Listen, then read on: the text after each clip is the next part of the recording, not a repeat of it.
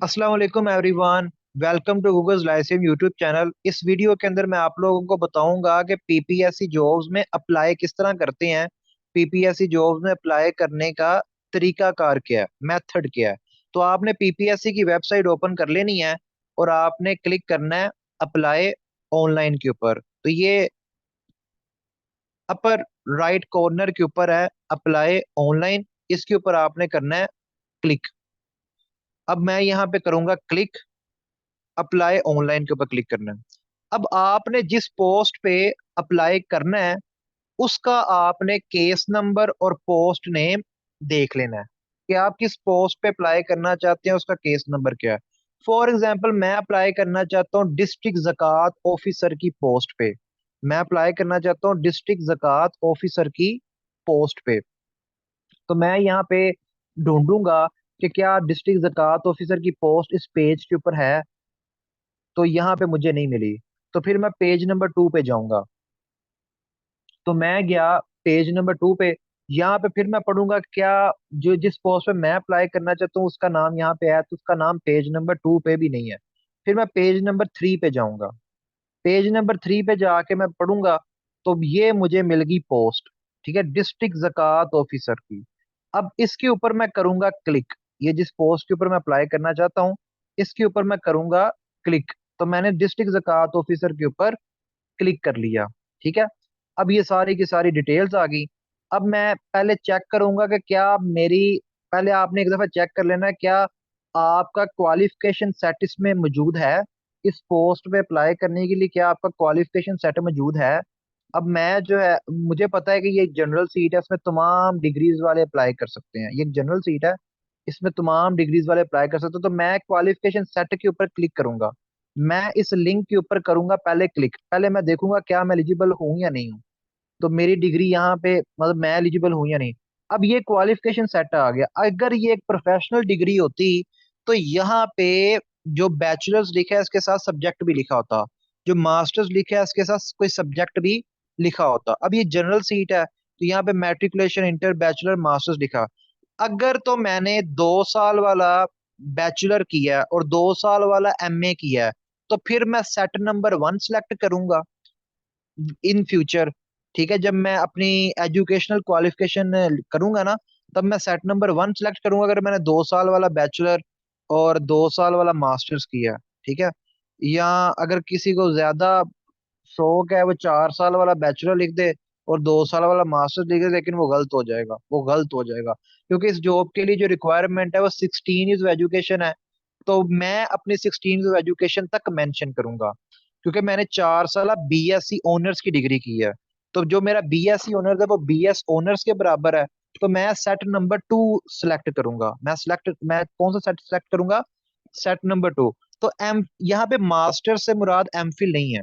यहाँ पे मास्टर से मुराद है 2 साल मास्टर्स जो बीएस के बराबर है, जो बीएससी ऑनर्स के बराबर है, यानी एमए एमएससी की यहाँ पे मास्टर से मुराद जो सेट नंबर 1 में लिखा है। तो सेट नंबर 2 में जी मैट्रिक या इंटर है, 4 साल जो बीएस है, ठीक है, किसी भी सब्जेक्ट में। तो मैंने क्योंकि 4 साल बीएस किया है, तो जब मैं एजुकेशन की डिटेल्स दूंगा तो मैं सेट नंबर 2 को जो है वो सिलेक्ट करूंगा। तो मैं यहाँ पे गो बैक के ऊपर क्लिक करूंगा, मैं वापस चला गया। अब मैं क्लिक करूंगा प्रोसीड के ऊपर। ये प्रोसीड के ऊपर जो है अब मैं करूंगा क्लिक। ठीक है, तो प्रोसीड के ऊपर जो है वो मैं क्लिक करूंगा। ठीक है, अब प्रोसीड के ऊपर क्लिक करने के बाद यहाँ पे है जी आई कंफर्म के साथ बॉक्स। इस आई कंफर्म वाले बॉक्स के अंदर मैं करूंगा क्लिक। ठीक है, इसके अंदर मैंने किया क्लिक। अब क्लिक करने के बाद यहाँ पे आ गया अप्लाई ऑनलाइन। अब यहाँ पे अप्लाई ऑनलाइन के ऊपर जो है वो मैं करूंगा क्लिक। ठीक है, अच्छा ये पीपीएससी वालों ने कुछ वीडियोस भी बनाई हैं। ये अप्लाई करने की स्टेप बाय स्टेप प्रोसीजर की वीडियो है, आप इस वीडियो को भी दे सकते हैं। फिर इंपॉर्टेंट इंस्ट्रक्शंस अप्लाई ऑनलाइन ये वीडियो है। फिर फोटोग्राफ और सीएनएससी रिक्वायरमेंट्स ये है। फिर ऑनलाइन डिपॉजिट फी किस तरह करना है उसका मेथड है। फिर videos regarding online deposit of fee. तो इसको क्लिक करके आपके पास वीडियोस भी आ जाएंगी। ठीक है, उसके बाद जी अब चलते हैं जी अप्लाई ऑनलाइन के ऊपर। अप्लाई ऑनलाइन के ऊपर मैं करता हूँ क्लिक। अप्लाई ऑनलाइन के ऊपर मैंने किया क्लिक। ठीक है, अप्लाई ऑनलाइन के ऊपर मैंने क्लिक कर दिया। अब यहाँ पे आपने अपना सीएनएसी नंबर लिखना है। ठीक है, सीएनएसी नंबर आपने लिखना है। और सीएनएससी नंबर लिख के आपने फिर एंटर करना है। जब दूसरा सीएनएससी नंबर नीचे लिखेंगे तो फिर आपने करना है एंटर और फिर प्रोसीड का आएगा। ठीक है, अब मैं जो है वो लिखता हूँ। अच्छा, जब आप सीएनएससी लिख लेंगे और जब दूसरी दफा सीएनएससी लिख के एंटर दबाएंगे तो प्रोसीड की ऑप्शन आ जाएगी। उसको करने के बाद अब आपने क्या लिखना है, अब आपने अपना ईमेल लिखना है और अपना वो मोबाइल नंबर लिखना है जो किसी दूसरी सिम के ऊपर, दूसरे नेटवर्क के ऊपर कन्वर्ट ना हो। यानी फॉर एग्जांपल आपने जैस की सिम ली हो और आपने टेलीनॉर के ऊपर कन्वर्ट करवा लिया हो। जो कन्वर्टेड नंबर होते हैं उनके ऊपर पीपीएससी का मैसेज या ईमेल नहीं आती। तो आपने वो नंबर लिखना है जो कन्वर्टेड ना हो। यानी अगर आपने जैस की सिम ली थी तो अभी भी वो नंबर जैस पे हो। टेलीनॉर की सिम ली थी अभी भी वो नेटवर्क टेलीनॉर का ही हो। किसी और नेटवर्क के ऊपर आपने सिम कन्वर्ट ना करवाई हो। तो जब आप कन्वर्टेड नंबर यहाँ पे लिखते हैं तो फिर आपको मैसेज या ईमेल मैसेज नहीं आता। तो आपने कन्वर्टेड नंबर नहीं देना। आपने वो नंबर देना है जो जिस कंपनी की आपने सिम ली थी अभी तक वो नंबर उसी कंपनी का है। तो आपने वही नंबर लिखना है।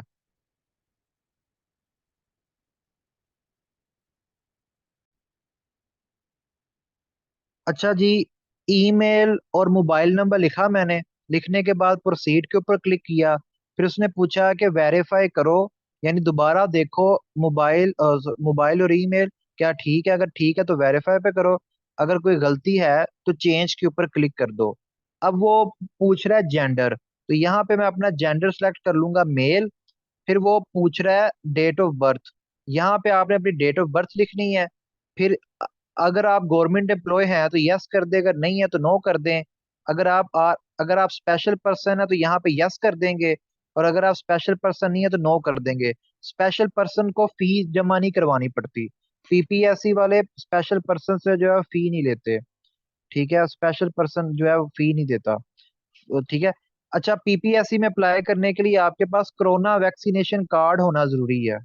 ठीक है, आप फुली या पार्शली वैक्सीनेटेड होंगे तो ही आप पीपीएससी में अप्लाई कर सकते हैं, अदरवाइज आप नहीं कर सकते। और डोमिसाइल भी आपके पास होना चाहिए। अगर आपके पास डोमिसाइल है तो आप पीपीएससी में अप्लाई कर सकते हैं। अगर आपके पास डोमिसाइल नहीं बना हुआ तो आप अप्लाई नहीं कर सकते। तो मैं फुली वैक्सीनेटेड हूँ, तो मैं यहाँ पे सिलेक्ट कर लूंगा फुली वैक्सीनेटेड को।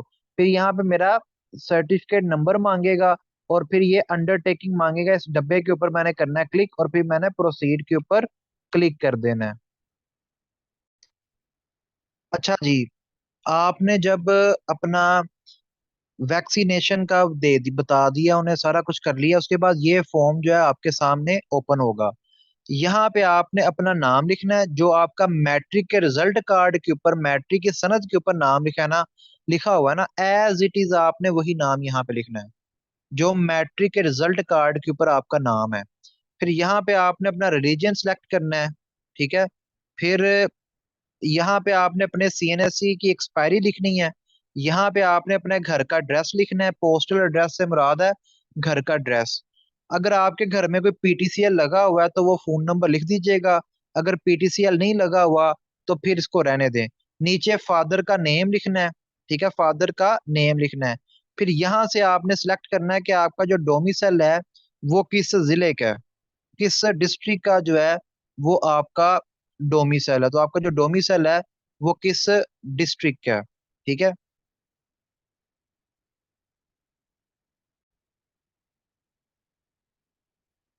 उसके बाद डोमिसाइल का बताना है कि किस जिले का डोमिसाइल है आपके पास। फॉर एग्जांपल मेरा डोमिसाइल शेखुपुरा का बना हुआ है, तो मैं शेखुपुरा सिलेक्ट कर लूंगा। उसके बाद आपने डेट सिलेक्ट करनी है कि आपका डोमिसाइल किस डेट को जो था वो इशू हुआ था। तो वो डेट सिलेक्ट करने के लिए जो है वो आप यहाँ पे क्लिक करेंगे, ये कैलेंडर आ गया। तो फॉर एग्जांपल मेरा डोमिसाइल 2015 में बना था, तो मैं 2015 में जाऊंगा। अब 2015 में जिस महीने पे भी डोमिसाइल बना था वो महीना आप चूज कर लें, और वो आप तारीख चूज कर लें जिस दिन भी आपका बना था।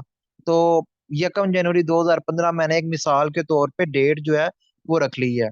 ठीक है, उसके बाद आपने बताना है कि क्या आपका कोई रिश्तेदार पीपीएससी में जॉब करता है, आपका कोई रिलेटिव जो है पीपीएससी में एम्प्लॉय है। तो मेरा तो कोई रिलेटिव पीपीएससी में एम्प्लॉय नहीं है, तो मैं यहाँ पे सिलेक्ट कर दूंगा नो।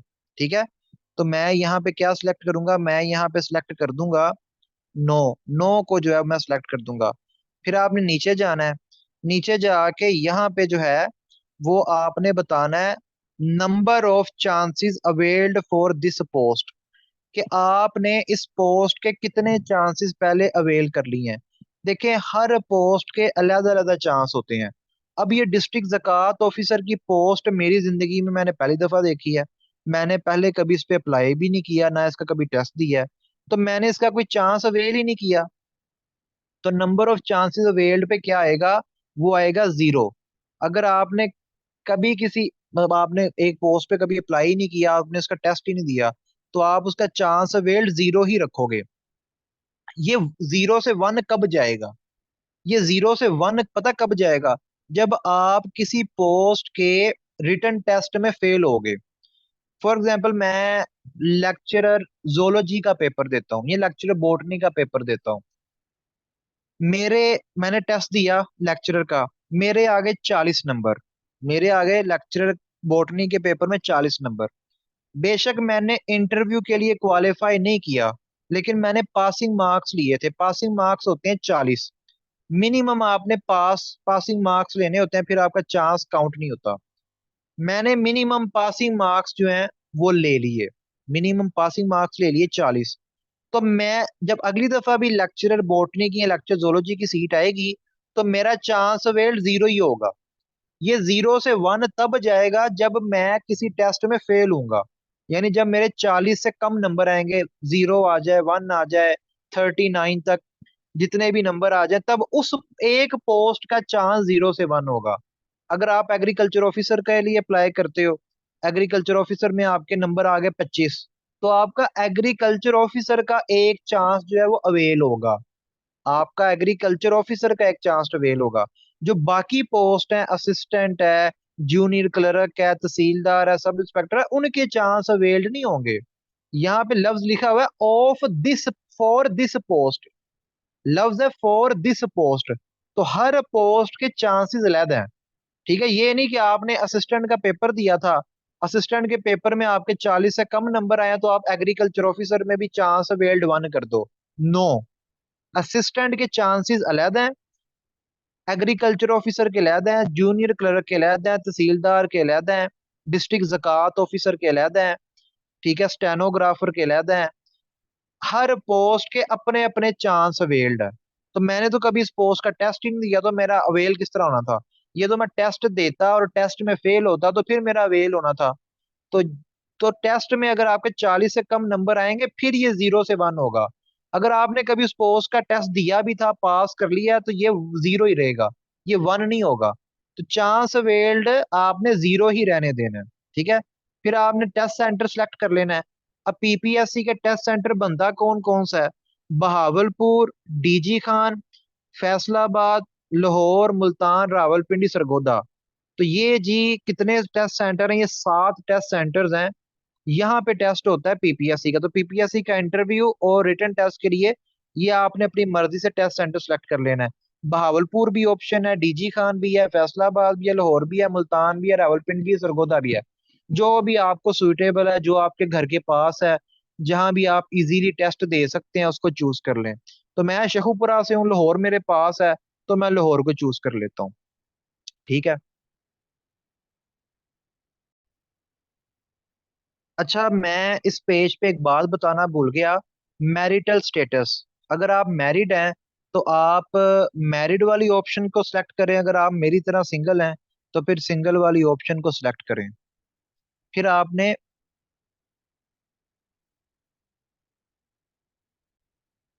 फिर आपने क्या करना है, फिर आपने क्या करना है जी, आपने सेव इंफॉर्मेशन के ऊपर क्लिक करना है। तो सेव इंफॉर्मेशन के ऊपर क्लिक करें। सेव इंफॉर्मेशन के ऊपर क्लिक करने के बाद आपने प्रोसीड के ऊपर क्लिक करना है।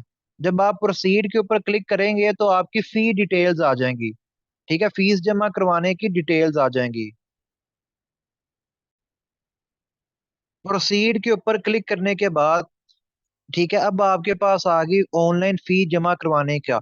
आप जैस कैश से भी ऑनलाइन फी सबमिट करवा सकते हैं अपनी, ₹600 जो है वो ₹600 फी है इस पीपीएससी की पोस्ट पे अप्लाई करने की।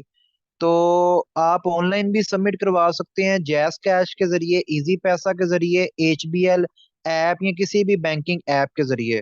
आपने क्या करना है, आपने यूट्यूब के ऊपर जाना है और आपने सर्च के ऊपर लिखना है पीपीएससी ऑनलाइन। आपको एक ना मैसेज भी आएगा, आपको एक मैसेज भी आएगा पीपीएससी की तरफ से। तो पीपीएससी का मैसेज भी आएगा, ठीक है, फी फी के हवाले से। तो आपने क्या करना है, यूट्यूब के ऊपर जाना है और लिखना है PPSC fee via JazzCash app, PPSC fee via Easypaisa, PPSC fee submission by HBL app. आप इस तरह सर्च में लिखिएगा, आपको बहुत सारी वीडियोस मिल जाएंगी। 30-30 सेकंड वाली वीडियो जो है वो आपको मिल जाएगी, तो आप उस वीडियो को देख के फीस सबमिशन वाला कर लीजिएगा, ठीक है। तो फीस सबमिट करवाना कोई बहुत मुश्किल बात नहीं है पीपीएससी में, ठीक है। तो आपके पास एक पीएस आईडी आएगा फॉर पेमेंट, पीएस आईडी, ठीक है। आपका एक पीएस आईडी जनरेट होगा जो पीपीएससी आपको मैसेज करके भी बताएगा। तो उस पीएस आईडी को आपने यूज करना है और आपने अपनी फी जो है वो सबमिट करवा देनी है।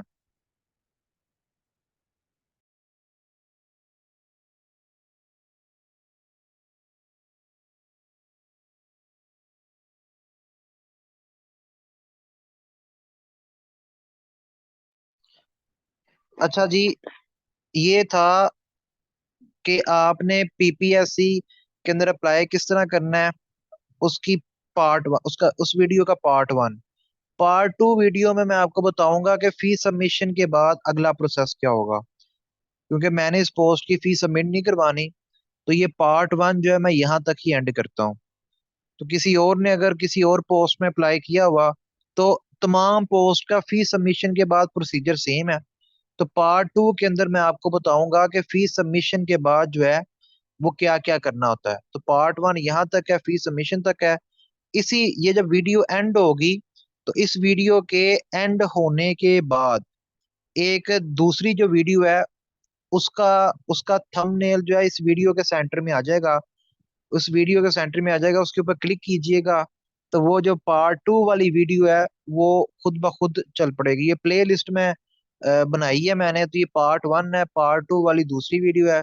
तो अप्लाई करने के बाद जो है वो किस तरह अगला प्रोसेस, सॉरी, फी सबमिशन के बाद अगला प्रोसेस क्या है, वो पार्ट 2 के अंदर मैंने बताया है, ठीक है। ओके जी, अल्लाह हाफिज। पार्ट 2 को लाजमी देखें। तो अब आप लोग पार्ट 2 को देखें लाजमी।